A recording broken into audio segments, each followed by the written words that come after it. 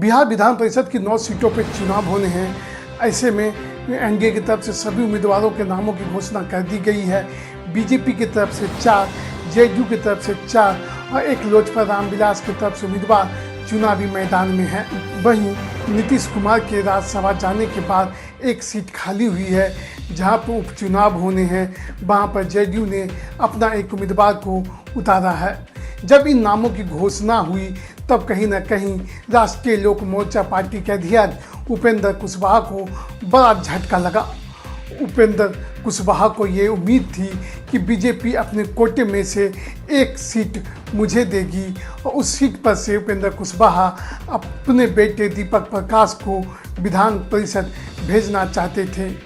दीपक प्रकाश वर्तमान में बिहार सरकार के मंत्रिमंडल में शामिल हैं, पंचायती राज मंत्री हैं। ऐसे में अब बिहार की राजनीति में ये चर्चा शुरू हो गई है कि अब दीपक प्रकाश की जो मंत्री वाली कुर्सी है वो जा सकती है।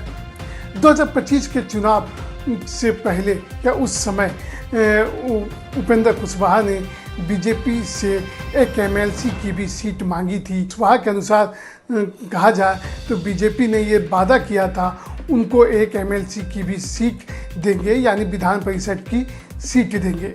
लेकिन बीजेपी जो है शायद उन वादों पे खरी होते हुए नहीं दिख रही है और उपेंद्र कुशवाहा को एक बड़ा झटका दे दिया है। आज हम जानेंगे बीजेपी ने ऐसा क्यों किया।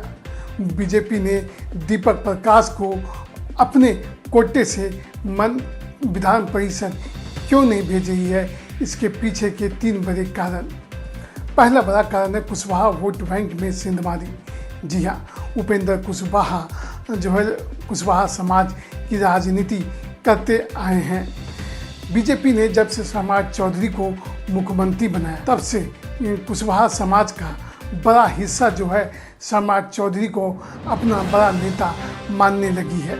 उससे पहले कुशवाहा समाज उपेंद्र कुशवाहा को अपना बड़ा नेता मानती थी। समाज चौधरी भी कुशवाहा समाज से आते हैं। ऐसे में उपेंद्र कुशवाहा का जो बार्गेन करने की जो क्षमता पहले हुआ करती थी वह उतनी नहीं रही है।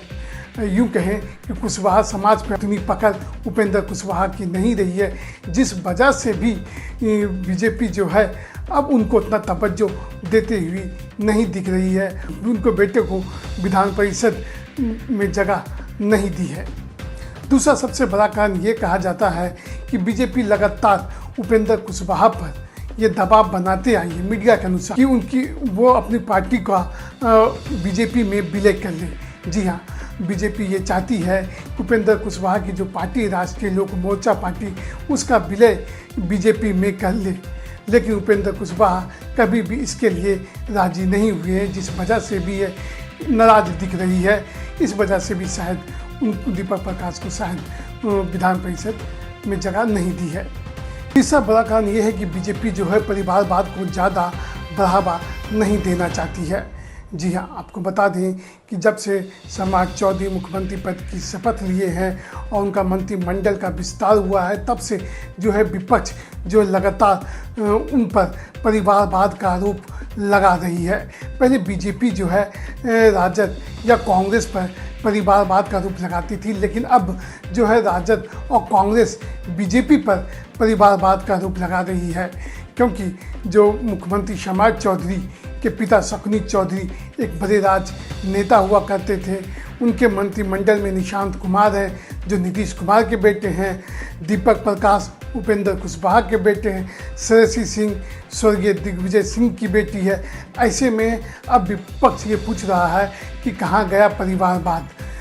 जिस मुद्दे पर आप हमें घेरते थे अब आप उसी परिवारवाद के लपेटे में आ चुके हैं। शायद इस वजह से भी बीजेपी बचना चाहती हो, जिस वजह से दीपक प्रकाश को शायद विधान परिषद नहीं भेजना चाहती हो बीजेपी। अब ये देखना होगा कि उपेंद्र कुशवाहा का अगला राजनीतिक कदम क्या होता है। आपको यह वीडियो कैसा लगा कृपया कमेंट करके बताएं और हमारे चैनल को सब्सक्राइब करें। धन्यवाद।